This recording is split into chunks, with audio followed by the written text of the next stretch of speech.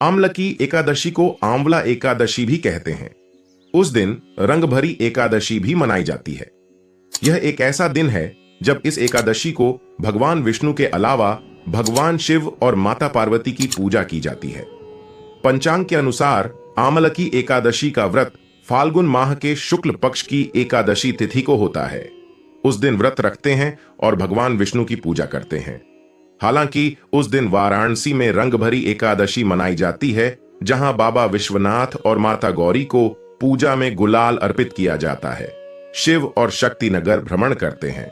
आज की इस वीडियो में हम फाल्गुन माह के बारे में बात करेंगे। आज हम आपका कंफ्यूजन दूर करेंगे कि आपको आमल की एकादशी व्रत कब रखना है, 20 मार्च या फिर 21 मार्च को। लेकिन वीडियो को पूरा देखिएगा, तभी आपकी कंफ्यूजन दूर होगी।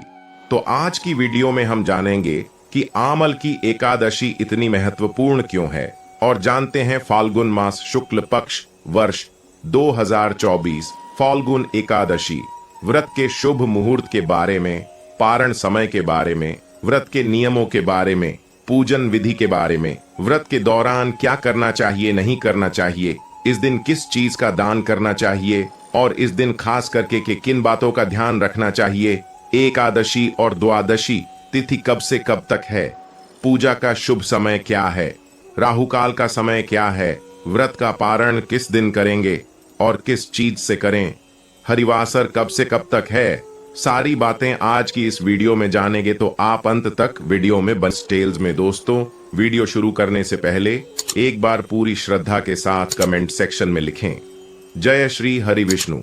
भगवान हरि की कृपा आप पर सदैव बनी रहेगी और वीडियो को लाइक करके चैनल को सब्सक्राइब अवश्य कर लें।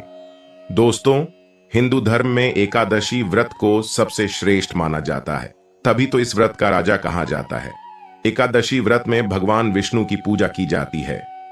मान्यता है कि जो व्यक्ति इस व्रत को सच्चे मन से करता है, उसे सभी पाप से मुक्ति मिलती है और उसकी सभी मनोकामनाएं पूर्ण होती हैं। सनातन धर्म में आमल की एकादशी बेहद शुभ मानी गई है। यह पर्व शुक्ल पक्ष के 11वें दिन मनाया जाता है। रंग भरी एकादशी, जिसे आमल की एकादशी के नाम से भी जाना जाता है। ऐसी मान्यता है कि इस दिन विवाह के बाद पहली बार भगवान शिव माता पार्वती को काशी लेकर गए थे और इस दिन भगवान शिव और माता पार्वती की शादी के बाद उनका गौना हुआ था। इस दिन से ही काशी में होली का पर्व आरंभ हो जाता है और अगले 6 दिनों तक चलता है। पद्म पुराण के अनुसार आंवले का वृक्ष भगवान विष्णु को अत्यंत प्रिय होता है। आंवले के वृक्ष में श्री हरि एवं लक्ष्मी जी का वास होता है। इस दिन आंवले का उबटन, आंवले के जल से स्नान, आंवला पूजन, आंवले का भोजन और आंवले का दान करने का विधान है। इस दिन माता अन्नपूर्णा के दर्शन करने का भी महत्व है। आज के दिन भगवान विष्णु के साथ साथ भगवान भोलेनाथ की पूजा करने का भी विधान है। इस एकादशी को आमल की एकादशी, आंवला एकादशी, रंग भरी एकादशी के नाम से जाना जाता है। इस एकादशी में भगवान विष्णु के साथ साथ भगवान भोलेनाथ की भी पूजा होती है। अगर आप इस एकादशी में सिर्फ भगवान विष्णु की पूजा करेंगे, भोलेनाथ को भूल जाएंगे, तो यह एकादशी आपके लिए इतनी अधिक फलदायी नहीं होती है, क्योंकि एक कथा है जिससे यह पता चलता है कि भगवान भोलेनाथ अपनी प्रिय नगरी काशी माता पार्वती को लेकर प्रथम बार काशी में उनका आगमन हुआ था। काशी वासियों ने काफी हर्ष उल्लास के साथ रंग अबीर से उनका स्वागत किया था। इसीलिए आज के दिन बाबा विश्वनाथ का विशेष श्रृंगार होता है, विशेष आरती होती है। वहां के लोग हर्षोल्लास के साथ होली वगैरह खेलते हैं, गुलाल लगाते हैं। तो इसीलिए आमल की एकादशी के दिन नारायण के साथ साथ शिव की पूजा करने का भी विधान है। शिव की पूजा के पश्चात अबीर और गुलाल भी चढ़ाया जाता है। जैसा कि आप सभी को पता है कि शिव बैरागी है, उनको अबीर, गुलाल, हल्दी, कुमकुम जैसी चीजें नहीं चढ़ाई जाती हैं। पर विशेष पर्वों में जैसे कि रंग भरी एकादशी और आंवला एकादशी है, तो बाबा विश्वनाथ को विशेष श्रृंगार किया जाता है। उस श्रृंगार में भस्म के साथ साथ गुलाल, अबीर वगैरह भी होती है। तो आप भी घर या मंदिर में आज के दिन शिव शंकर की पूजा जरूर करें। उन्हें रंग, अबीर और गुलाल इत्यादि अर्पित करें। इस बात का आप ध्यान रखें। आज के दिन आप अपने वस्त्र पहने, भगवान को पीले फल चढ़ाएं। आज के व्रत में जो है आंवले की पूजा होती है, आंवले का भोग लगाया जाता है। आंवला ग्रहण करना भी श्रेष्ठ माना जाता है। तो दोस्तों, आज के दिन आंवले के पेड़ के दर्शन से मोक्ष की प्राप्ति होती है, शारीरिक रोगों से छुटकारा मिलता है और मनोकामना की पूर्ति होती है। तो भगवान विष्णु के मुख से आंवले के वृक्ष की उत्पत्ति हुई थी, इसीलिए आंवले के वृक्ष को देव वृक्ष माना गया है। तो देव वृक्ष आंवले के स्मरण मात्र से बहुत सारी समस्याएं दूर हो जाती हैं, ऐसा शास्त्रों में बताया गया है। तो दोस्तों, आज के दिन आप कहीं से भी इंतजाम कर लें, भगवान विष्णु को आंवले का भोग लगाएं, भगवान शिव जी को शिवलिंग पर आंवले का प्रसाद अर्पित करें, भगवान विष्णु को भी गुलाल अर्पित करें। धन की समस्या से जूझ रहे तो भगवान विष्णु के साथ माता लक्ष्मी की आराधना जरूर करें। एक बात बता दूं दोस्तों, ये बहुत ही जरूरी बात है कि जब आप पर आर्थिक समस्या से जूझ रहे तो जब भगवान विष्णु की पूजा करें तो उनके साथ महालक्ष्मी की पूजा अवश्य करें।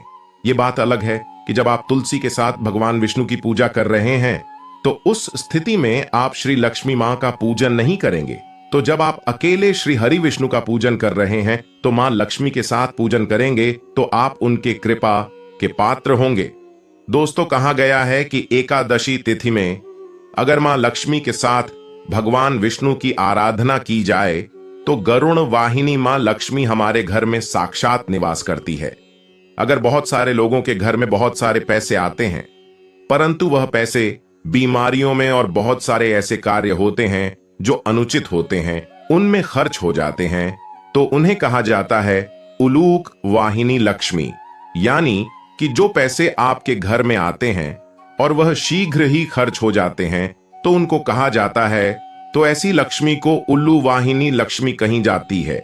उल्लूक वाहिनी का अर्थ हुआ कि मां लक्ष्मी उल्लू पर सवार होकर के आती है और हम सभी जानते हैं कि माता का स्वरूप जो है वह चंचला होता है और वह चंचला है इसलिए उल्लू पर बैठ आती हो तुरंत ही निकल जाती है।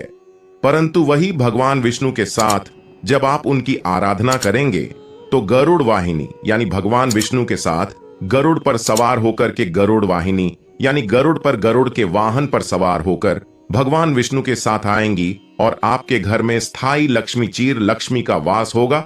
तो आज के दिन माता लक्ष्मी की पूजा जरूर करें। आंवले के वृक्ष अगर आप लगा सकते हैं तो आज के दिन आंवले के वृक्ष का रोपण करना बहुत अधिक पुण्य की प्राप्ति कराता है। अगर आप बहुत समय से आर्थिक समस्या से, बीमारियों से या फिर अगर कोई कामना आज की है जो कि अधूरी है और आप बहुत तकलीफ में उस कामना को पूर्ण करने के लिए, तो आज के दिन किसी मंदिर में आंवले का वृक्ष दान करें, वहां पर आंवले का वृक्ष का रोपण करें। इससे भी आपको बहुत अधिक लाभ की प्राप्ति होगा। ऐसा करना आपको बहुत ही अधिक श्रेष्ठ फल की प्राप्ति कराता है। आइए अब जान लेते हैं आंवला की एकादशी की पूजा विधि और फिर उसके बाद जानेंगे कि आंवला की एकादशी कब है, शुभ मुहूर्त, पारण का समय, संपूर्ण जानकारी। लेकिन अभी तक आपने हमारे वीडियो को लाइक नहीं किया है तो वीडियो को लाइक करके चैनल को सब्सक्राइब अवश्य कर लें। दोस्तों, इस दिन में आपको ब्रह्म मुहूर्त में जगना चाहिए। दोस्तों, आप जानते हैं कि मैं आपको हमेशा बताता हूं कि कोई भी व्रत होता है तो आपको ब्रह्म मुहूर्त में जगना चाहिए। तो ब्रह्म मुहूर्त में आप जागिए। ब्रह्म मुहूर्त में जगने के बाद सबसे पहले आप पंच देवी देवता की पूजा कीजिए।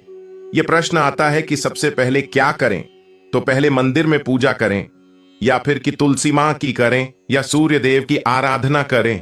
तो एक बार तो बिल्कुल स्पष्ट बता रहा हूं, हमेशा बताता हूं आपको कि सर्वप्रथम आप सूर्य देव को जल दें। सूर्य देव को जल देने के बाद माता तुलसी की आराधना करें।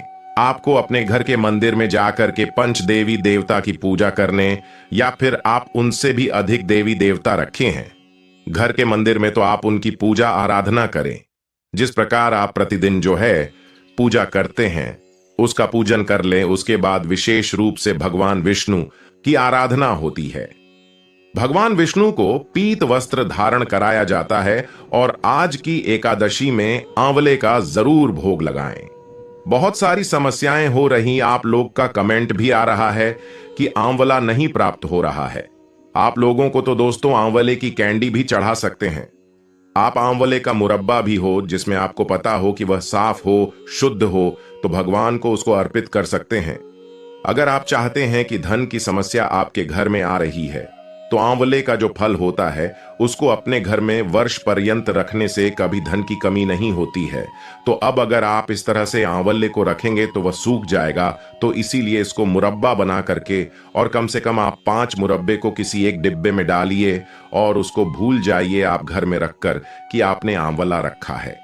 अब आंवले को, जैसा कि मैंने अभी बताया कि आंवला जो है श्री हरि विष्णु के मुख से उत्पन्न हुआ है, इसलिए वह देव वृक्ष कहा जाता है। तो आंवले का आपके घर में पड़े रहने का यह अर्थ होता है कि मां अन्नपूर्णा आपसे प्रसन्न रहेंगी और आपके घर में अन्न धन की कमी कभी नहीं होती है। तो इस बात का ध्यान रखें और आज के दिन जो है आंवले का मुरब्बा अगर आप बना सके तो जरूर बनाएं, और बना करके जो मैंने बताया कि आप 5 सामने रख दें, और घर के कहीं किसी भी स्थान में ऐसा कुछ नहीं है कि आपको किसी एक स्थान में रखना है या फिर कहीं ऐसे स्थान में, ऐसा कुछ नहीं। आप जहां चाहे उसको रख दें, बस इस बात का ध्यान रखें कि वह वर्ष पर्यंत आपके घर में पड़ा रहे हैं। अगले साल जब यह त्योहार आता है यानी आंवले की एकादशी आती है, तो आप पुनः नया आंवला रख लें और उस आंवले को हटा दो। दोस्तों, ये कोई छोटा मोटा प्रयोग नहीं है और ना ही आज का बताया हुआ उपाय है।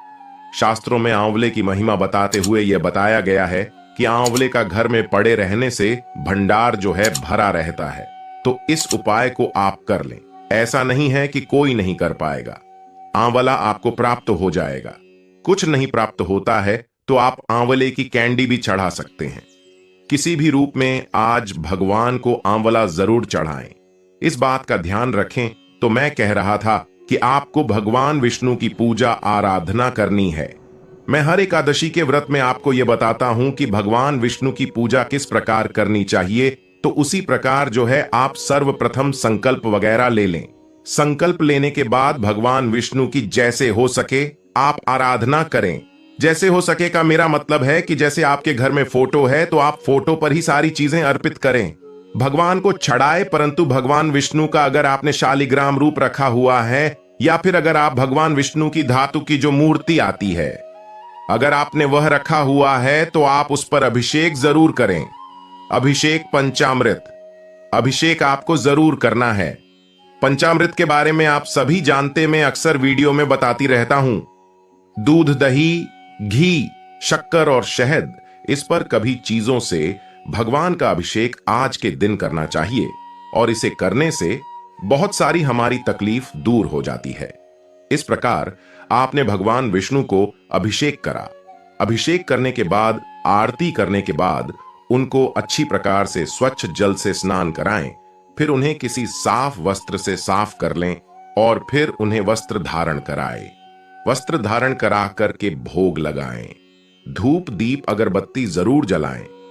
दोस्तों, आप लोग बहुत ही लिखते हैं कि मैं धन संबंधी समस्या से जूझ रहा हूं, पर आप लोग किसी उपाय को शायद मन से करते नहीं, क्योंकि मेरा तो यही मानना है कि जो भी साधक विष्णु सहस्त्र नाम का पाठ प्रतिदिन कर देता है, प्रतिदिन करना है, उसके जीवन में लक्ष्मी की कमी नहीं रहती है। अगर आप महिला हैं और आपकी डेट के समय छूट दी जाती है तो कोई समस्या नहीं। जैसे आप अपने घर की पूजा करते हैं उसी प्रकार आप पूजा करें, विष्णु सहस्त्र नाम का पाठ करें। 2, 3, 4 महीने में, अधिकतम 4 महीने में आपको इसका फल दिखने लगेगा। तो एकादशी तिथि से विष्णु सहस्त्र नाम का पाठ शुरू करना आपको और अधिक जो है पुण्य की प्राप्ति कराता है। तो धन संबंधी समस्या से जूझ रहे हैं तो आज के दिन ये 2 उपाय करना ना भूलें। एक बार फिर बता रहा हूं, इस उपाय को साधारण उपाय समझने की भूल ना करें। पूर्ण श्रद्धा और भक्ति से उपाय करें। कभी भी किसी उपाय को आजमाने के लिए ना करें। और दोनों उपाय जो है शास्त्रीय उपाय है। विष्णु सहस्त्र नाम के बारे में कौन नहीं जानता, जो इसको करता होगा उसकी महिमा को अवश्य जानता होगा। और मैं चाहता हूं कि मुझसे जुड़े हुए जितने लोग हैं और वह धन संबंधी समस्या से परेशान हैं, तो एक बार मेरे कहने से विश्वास कीजिए, इस उपाय को आप करके देखिए। आप करके देखिए, आपके जीवन में बदलाव नहीं हुआ, ऐसा नहीं हो सकता है। अब आगे बढ़ते हैं। आप देखिए आपको आज के दिन और क्या करना है। तो आज के दिन जो है आपको अपने घर के मुख्य दरवाजे पर दीपक जलाकर कि आप विष्णु सहस्त्र नाम का पाठ करें। शाम के समय घर के मंदिर में तुलसी के पास और घर के मुख्य दरवाजे पर आपको दीपक जलाना है और इसी प्रकार आपको अपनी एकादशी का व्रत करना है। आइए जानते हैं कब है रंगभरी एकादशी, मुहूर्त, पारण का समय और महत्व। लेकिन आप लोगों से हाथ जोड़कर निवेदन है कि वीडियो को लाइक अवश्य कर दें। आमल की रंगभरी एकादशी व्रत तारीख और मुहूर्त। कब है आमल की एकादशी 2024? हिंदू कैलेंडर के अनुसार इस बार फाल्गुन माह के शुक्ल पक्ष की एकादशी तिथि 20 मार्च को 12:21 पर शुरू होगी। इस तिथि का समापन 21 मार्च को 2:22 पर होगा। उदया तिथि के आधार पर आमल की एकादशी का व्रत 20 मार्च दिन बुधवार को रखा जाएगा। रंगभरी एकादशी भी 20 मार्च को है। आमल की एकादशी 2024 मुहूर्त। आमल की एकादशी के दिन आप सूर्योदय के बाद से ही भगवान विष्णु की पूजा अर्चना कर सकते हैं। उस दिन सूर्योदय सुबह 6:25 पर होगा। उस दिन का ब्रह्म मुहूर्त प्रातः 4:50 से 5:37 तक है। रवि योग में है। आमल की एकादशी 20 मार्च को आमल की एकादशी वाले दिन रवि योग, सुकर्मा योग और पुष्य नक्षत्र है। उस दिन रवि योग सुबह 6:25 से शुरू होगा और यह रात 10:38 तक रहेगा। रवि योग में सभी दोष मिट जाते हैं। इसमें सूर्य का प्रभाव अधिक होता है। रवि योग के अलावा अतिगंड योग सुबह से शाम 5:01 तक है। उसके बाद से सुकर्मा योग बनेगा जो पूरी रात है और अगले दिन शाम 5:42 तक रहेगा। व्रत वाले दिन पुष्य नक्षत्र है जो सुबह से रात 10:38 तक है। उसके बाद से अश्लेषा नक्षत्र है। आमल की एकादशी 2024 पारण समय। आमल की एकादशी व्रत का पारण 21 मार्च दिन गुरुवार को किया जाएगा। उस दिन हरिवासर सुबह 8:58 पर खत्म होगा और पारण समय दोपहर 1:41 से शाम 4:07 तक है। इस समय में आपको पारण करके व्रत को पूरा करना चाहिए। आमल की एकादशी व्रत का महत्व। आमल की एकादशी के दिन भगवान विष्णु और आंवले के वृक्ष की पूजा करते हैं। भोग में श्रीहरि को आंवला अर्पित करते हैं। भगवान विष्णु ने आंवले को देव वृक्ष बताया था क्योंकि उसमें सभी देवी और देवताओं का वास होता है। जो आमल की एकादशी व्रत रखकर आंवले के पेड़ की पूजा करते हैं उनके सभी पाप और कष्ट मिट जाते हैं।